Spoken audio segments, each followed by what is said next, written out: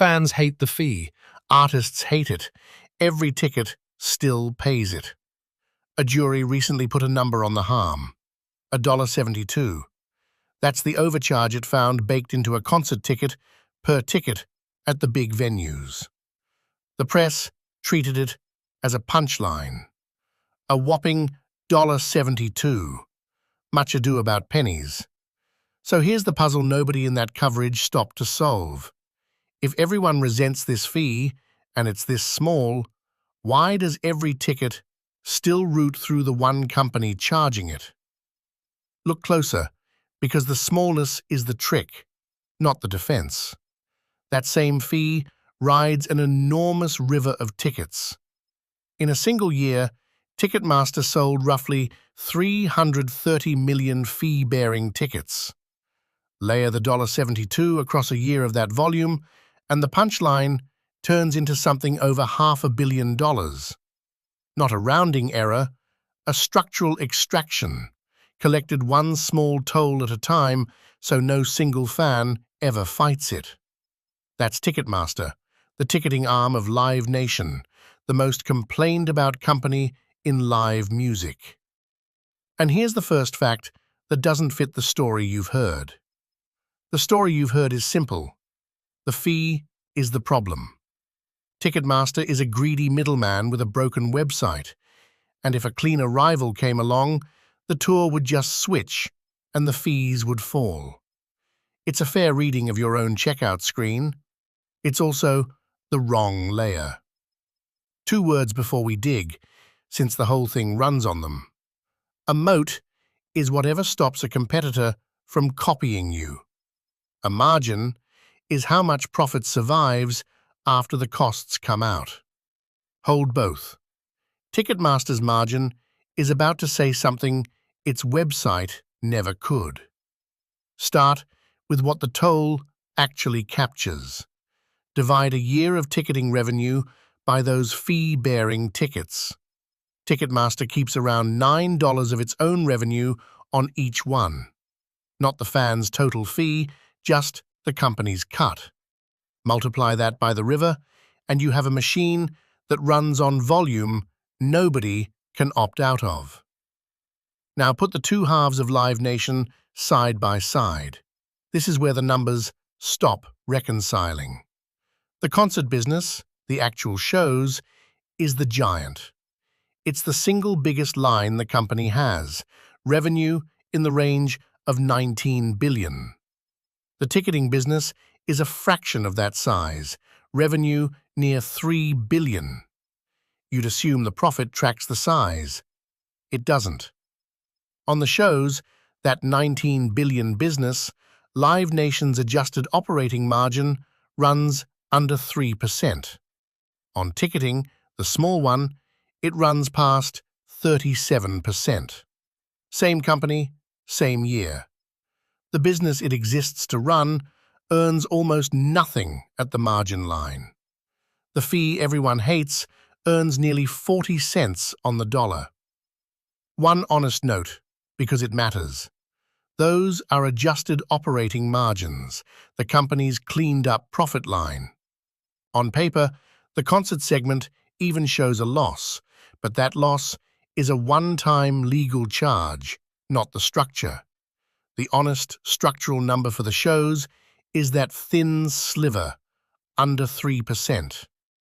Read it carefully, and the gap only widens. So why doesn't a rival just walk in and undercut a fee this fat? Meet the challengers. SeatGeek, AXS. They charge the same kind of fees on the same kind of tickets, and some run a cleaner site. And they cannot touch a stadium tour. They own no buildings. That's the layer under the checkout page. Live Nation doesn't only sell the tickets, it promotes the tours, and it controls the rooms. The jury didn't find one monopoly, it found 3 tied together. Around 86% of primary ticketing at major venues, about 78% of large amphitheaters, roughly 70% of major concert promotion.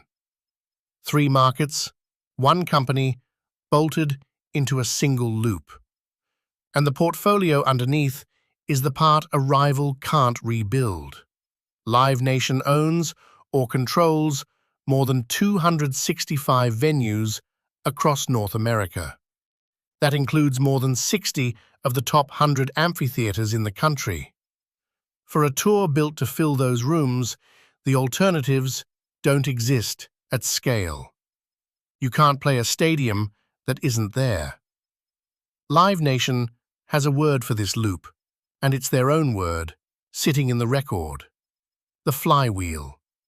The high ticketing margin gets reinvested to hold the venue position, and the venue position is what protects the ticketing margin. Ticketing profit funds venue control funds ticketing profit. The company named its own Moat in a court filing, so hold the three numbers together.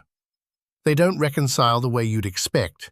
The giant business with the thin margin, the small business with the fat one, and the wall of buildings that decides which of them gets fed. Line them up on screen, and the arrangement tells you where to look, not at the fee, at what stands behind it. Here's the reveal, and it's the opposite of what a concert giant should look like. Live Nation makes almost none of its profit on concerts. The shows themselves run under 3%. It makes almost all of it on ticketing, past 37%. That's a gap of about 13 times. The margin on the toll against the margin on the show. Sit with that. The company that exists to put on concerts is nearly break-even on the concerts. It doesn't get rich staging the show, it gets rich charging you to get in. So, the fee everyone rages at isn't a markup on the business, it is the business. And the venue lock is what forces the tour through the toll, so the toll can be charged at all. You can't route around Ticketmaster. For a stadium-scale tour, the buildings you'd route to belong to Ticketmaster's parent. The fee is defended by real estate, not by anything you value at checkout. Which is exactly why fixing the fee doesn't fix the moat.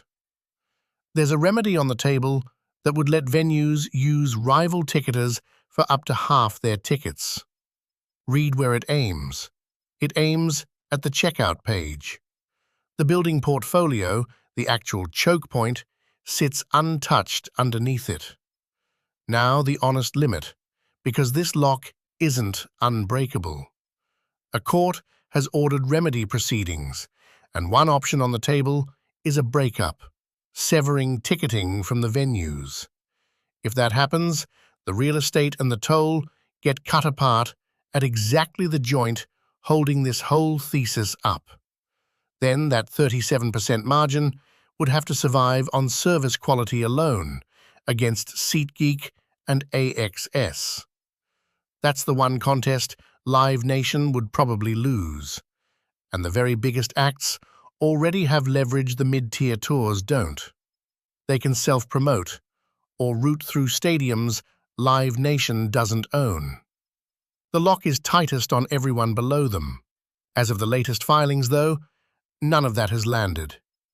The concentration still holds, and the remedy is pending, not done. So here's the frame to carry out of this. The thing you hate is the surface. The moat is one floor down, in the concrete. The fee on your ticket was never really about the ticket. It's the meter on a building you have no choice but to enter, and it's run by the company that owns the door, the stage, and the box office at once. The same logic hides anywhere one firm owns the road and charges the toll. It's there in the payment network that taxes every swipe at your corner store. Next time a fee feels too small to fight, that's usually the point. Big moat, bigger margin, we do the math.